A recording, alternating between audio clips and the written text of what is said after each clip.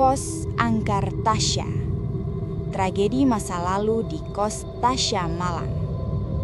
Jika kalian sering melintasi wilayah Lowokwaru, Malang, kalian mungkin akan merasakan atmosfer yang berbeda saat melewati deretan bangunan kos-kosan tua di sana. Malang memang kota pelajar, penuh dengan keriuhan mahasiswa, tapi di balik dinding-dinding beton yang berlumut, tersimpan rahasia yang terkadang lebih dingin dari suhu udara kota ini di malam hari. Salah satu yang paling melegenda adalah sebuah bangunan yang dikenal warga dengan sebutan Kos Tasya. Letaknya tak jauh dari kawasan kampus besar, masuk ke dalam gang yang penerangannya minim. Bangunan itu kini terbengkalai. Catnya yang dulu putih kini berubah abu-abu kusam, ditutupi tanaman rambat liar, dan gerbang besinya sudah berkarat dimakan zaman. Dulu sekitar 10 tahun yang lalu, kos ini adalah tempat yang nyaman, sampai sebuah tragedi memutus urat nadi kehidupan di sana. Ada seorang penghuni bernama Tasya. Dia mahasiswi tingkat akhir yang dikenal sangat tertutup. Kamarnya berada di pojok paling ujung lantai 2, posisi yang paling jauh dari tangga. Suatu pagi, bau menyengat mulai tercium dari kamarnya. Saat pintu didobrak, Tasya ditemukan tak bernyawa. Di sekelilingnya berserakan botol alkohol kosong. Namun hasil pemeriksaan mengungkap fakta yang lebih memilukan. Tasya meninggal dalam keadaan mengandung. Depresi karena ditinggal pergi pria yang tak mau bertanggung jawab membuatnya memilih jalan gelap itu. Aku awalnya tidak percaya tahayul, sampai sepupuku, seorang mahasiswa perantauan, nekat menyewa kamar di kos tersebut tepat setahun setelah kejadian itu, karena harganya yang sangat murah.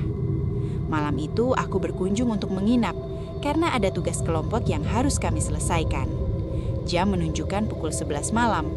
Suasana kos sangat sepi, hanya terdengar suara gesekan dahan pohon kamboja dari halaman samping. "San, kok kerasa dingin banget ya di sini?" tanyaku sambil merapatkan jaket. Sepupuku, Sandi, hanya tersenyum tipis. "Namanya juga Malang, Bang. Tapi emang akhir-akhir ini sering ada suara aneh dari kamar ujung." Aku terdiam. Kamar ujung yang dimaksud adalah bekas kamar Tasya yang hingga saat itu dibiarkan kosong dan digembok dari luar. Baru saja pembicaraan itu berhenti, terdengar suara serak, serak, seperti suara langkah kaki yang menyeret di lorong. Kami berdua terdiam. Langkah itu berhenti tepat di depan pintu kamar Sandi. Tok, tok, tok. Pintu diketuk pelan, sangat berirama. "Siapa?" seru Sandi. Tidak ada jawaban. Sandi memberanikan diri membuka pintu. Kosong. Lorong itu gelap dan sunyi. Hanya ada lampu neon yang berkedip-kedip di ujung dekat kamar Tasya. Namun saat Sandi hendak menutup pintu, mataku menangkap sesuatu di ujung lorong. Seorang wanita berdiri membelakangi kami. Rambutnya panjang hingga pinggang, mengenakan daster putih kusam yang tampak basah di bagian bawahnya. Dia berdiri diam tepat di depan pintu kamar ujung yang digembok itu. Tiba-tiba terdengar suara tangisan. Pelan, lirih, tapi menyayat hati. Suara itu jelas berasal dari wanita itu. "Mbak," panggil Sandi bergetar. Sosok itu mulai menoleh. Gerakannya patah-patah, seperti leher yang dipaksa berputar. Belum sempat wajahnya terlihat sepenuhnya, lampu neon di ujung lorong meledak. Piar! Kami langsung menutup pintu dan menguncinya rapat-rapat. Malam itu kami tidak bisa tidur.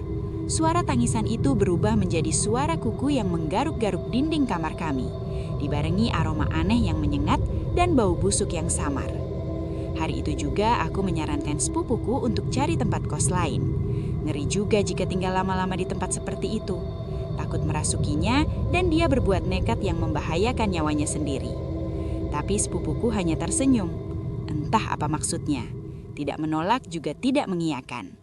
Hingga akhirnya tepat di 3 bulan dia ngekos di situ, terjadi lagi peristiwa yang akhirnya membuat dia lari berbirit-birit dan hengkang dari kos Tan Angkar itu tanpa aku nasihati lagi. Sore itu sekitar pukul 4, cuaca Malang sedang mendung tipis. Sandi bersiap-siap untuk latihan basket. Ia sudah memakai jersey dan sepatu lengkap. Namun saat ia mencari bola basketnya, benda itu tidak ada di sudut ruangan. Duh, di mana sih? Oh, itu dia, di bawah kasur, gumamnya. Ia melihat bola basketnya nyelip jauh di kolong tempat tidur yang gelap. Sandi pun berjongkok, lalu merebahkan tubuhnya ke lantai untuk meraih bola itu. Saat tangannya hampir mencapai bola, benda bulat itu tiba-tiba bergerak sendiri, seolah ada yang mendorongnya dari sisi lain. Bola itu menggelinding ke arah sudut lemari. Sandi menggeser posisinya, masih dalam keadaan berjongkok di lantai.